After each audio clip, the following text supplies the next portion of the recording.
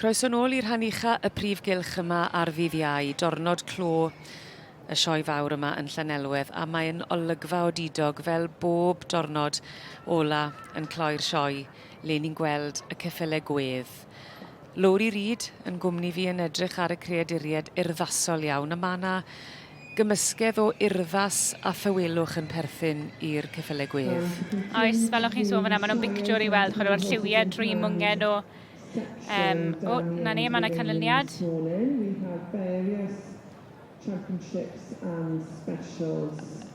Wedi penderfynu?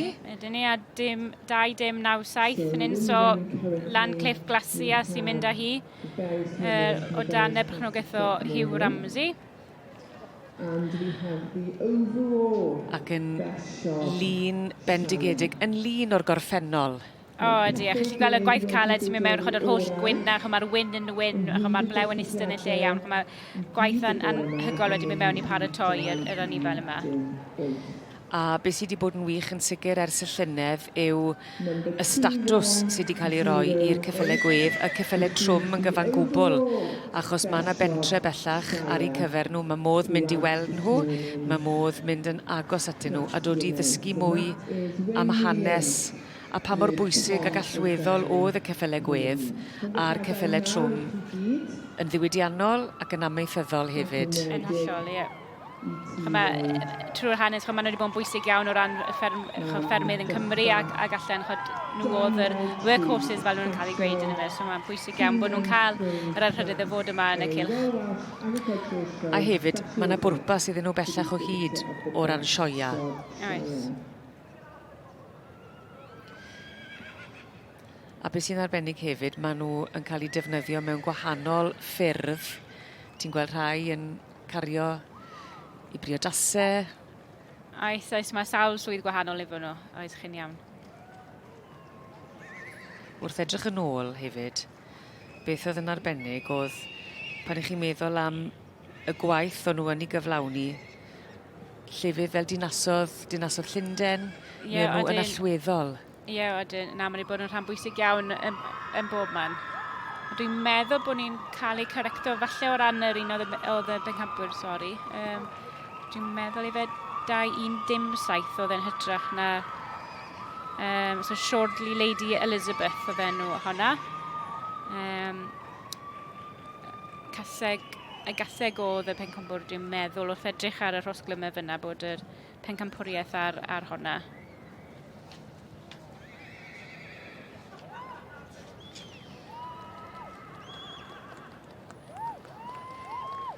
Fe ddawen hollol glir yn y man. Ie, oeddi, mae honna, mae wedi cael i arddangos llawer eleni. Oedd hi yn y National Shire Show, oedd hi'n y Reserve Champion fyna, Reserve Champion yn y staff, so dwi'n meddwl bod nhw'n dod o'r ardal Flint, dwi'n meddwl.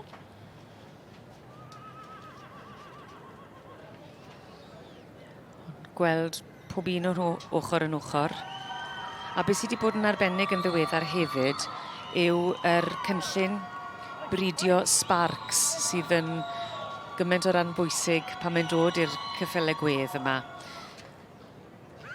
Ac yn bennaf oll, yn edrych ar ôl yr elfen geneteg sydd yn perthyn i'r ceffylau arbennig yma, bod am gormod o fridio o fewn i'w gilydd. Na, mae hwnna'n bwysig. Mae'n gallu digwydd o na, mae'n bwysig iawn bod nhw'n canolbwyntio ar hynna. Wedi bod yn beirniadu y ceffylau gwedd, mae Jane Malkin wedi dod yma gyda'i gŵr Chris, yn dod o deulu amaethyddol, wedi cadw ceffylau ar hyd i bywyd, a fe nath Jane brynu i cheffyl gwedd cynta nôl ym 1999, ac ers hynny wedi cudio'n ddi hi.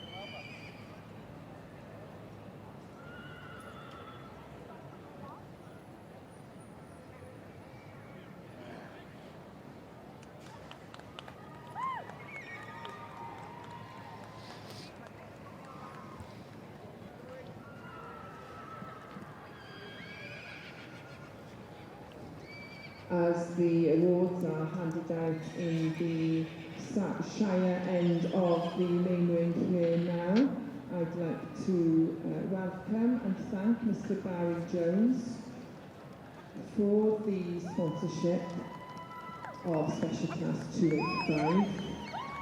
This sponsorship is in memory of Dr. Margaret Jones of Pencampwriaeth Ceffylau Gwedd.